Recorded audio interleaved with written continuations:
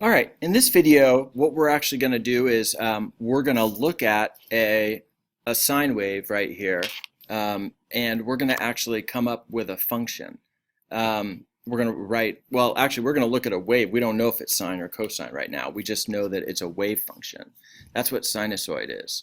Sinusoid is just a wave, and it could be modeled by either a cosine or sine wave.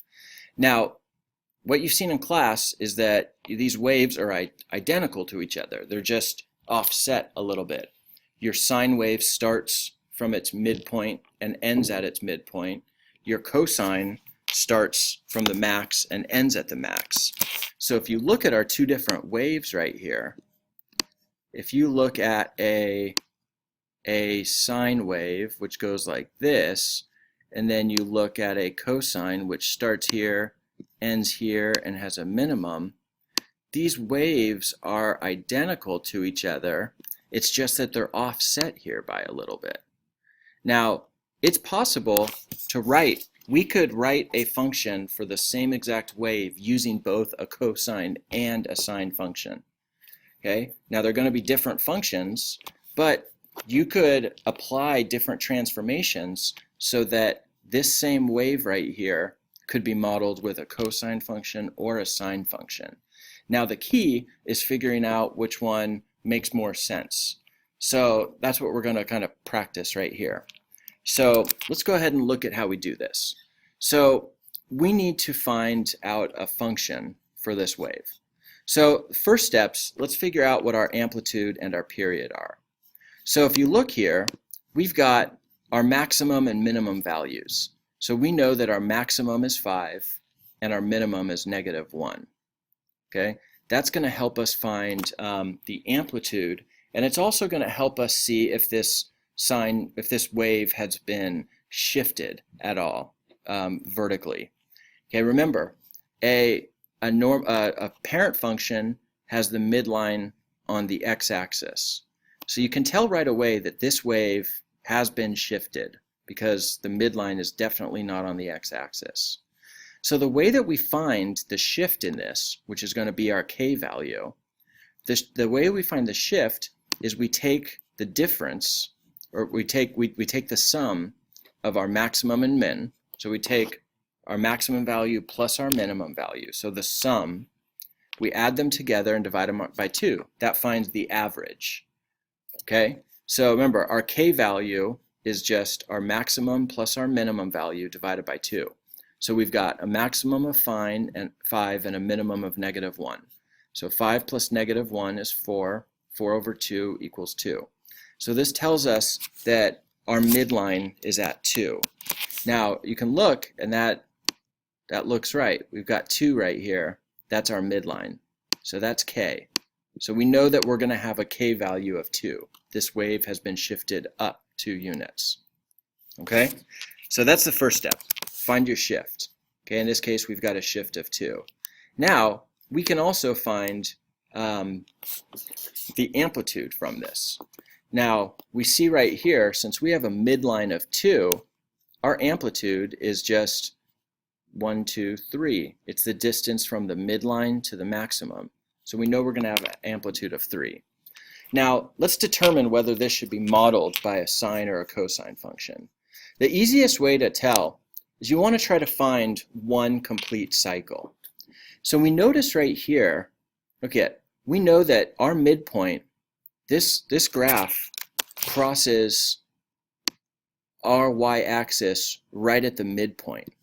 So that means a sine function starts right here. And you see we go up, down, and back up. But right here, we've got one complete cycle of the sine function. So this would be really easy to use a sine function to model. Now, I said that you could use both sine or cosine to model this. You could decide to use cosine, but remember, your cosine starts at the top and ends at the top. So if you wanted to write a cosine function of this, you see that this cosine would have a horizontal shift. And we're not quite sure what this value is. We don't know how far this has been shifted. It's going to take us a little bit more work if we want to use a cosine to model this. So that's why a sine would be better. You want to find the one that is going to make your life easier. So since we know that our midpoint is right here on the y-axis, we know that our sine wave starts here. Okay, now let's look at this point right here. We've got, this is pi, and this is halfway between pi and the origin. So we know that this value is pi over 2. So what that tells us is that our period is pi over 2. We've done one complete cycle between 0 and pi over 2. Okay? So what we're going to do is we're going to take, since we know the period is pi over 2, and the period is equal to 2 pi over b, we go ahead and set up this equation right here to find our b value. Remember, we're trying to find a, b, h, and k so that we can write our actual function. Okay, so again, right here, because we found that our period is pi over 2, and we know period is 2 pi over b, we just simply take this, we take b, divide by pi, multiply by 2, and we get a b value of 4. Okay, so let's look at what we have so far.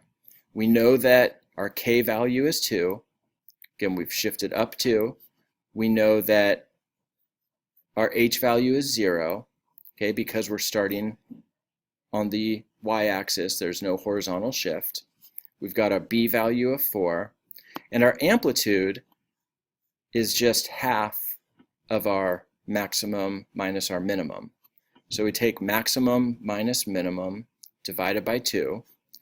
So 5 minus -1 gives us 6 over 2. So we get an amplitude of 3. We already said that because we know right here our midline is at 2, so our amplitude is 3.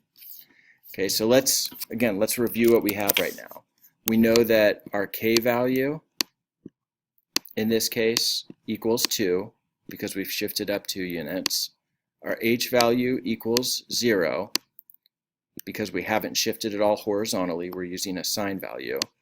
We know that our amplitude is 3, and we know that our b value equals 4. Remember, our general form for our equation for sine is y equals a times the sine of b times x minus h plus k. This is our general form. This is why we're finding all of this information, so that we can take these values and just plug them in here. So now we've got all the information we need to know. We've got h, k, a, and b. So we just simply plug them into this formula, and we're going to go ahead and get our function. So let's go ahead and do that. Also, we haven't talked a lot about reflections yet. There's not a reflection right now, so we know our amplitude's positive. Again, we use our normal sine curve, so there's no reflection, so don't worry about that part. So we go ahead and plug in those values, and we get 3 sine of 4x plus 2. 3 sine of 4x plus 2. Okay, remember our a value is 3, our b value is 4, there's no h value that we're subtracting from x, and our k value is 2. So this is what, again, if you plug this into Desmos, you would go ahead and confirm that this function does in fact give us this graph that we have up here.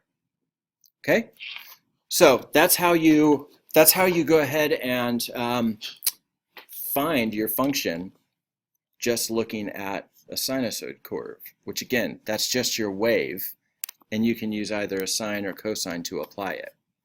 Now, you might have to come back and rewatch this a little bit to go through the practice. Make sure you're taking notes as you do this.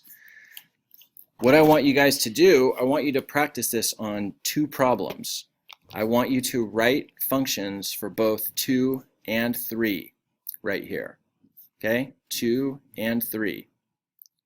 All right, now remember, you pick whether you want to use a sine or a cosine curve. But remember, you want to pick the ones that are going to make your life easier, that are going to be the easiest to model. So if you're looking at this one, see what kind of wave this most matches up with. See what points are identified and where you can identify the period and see if there's any shifts.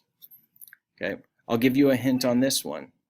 If you're going to use a cosine curve on the second, you'll notice that it's been shifted here.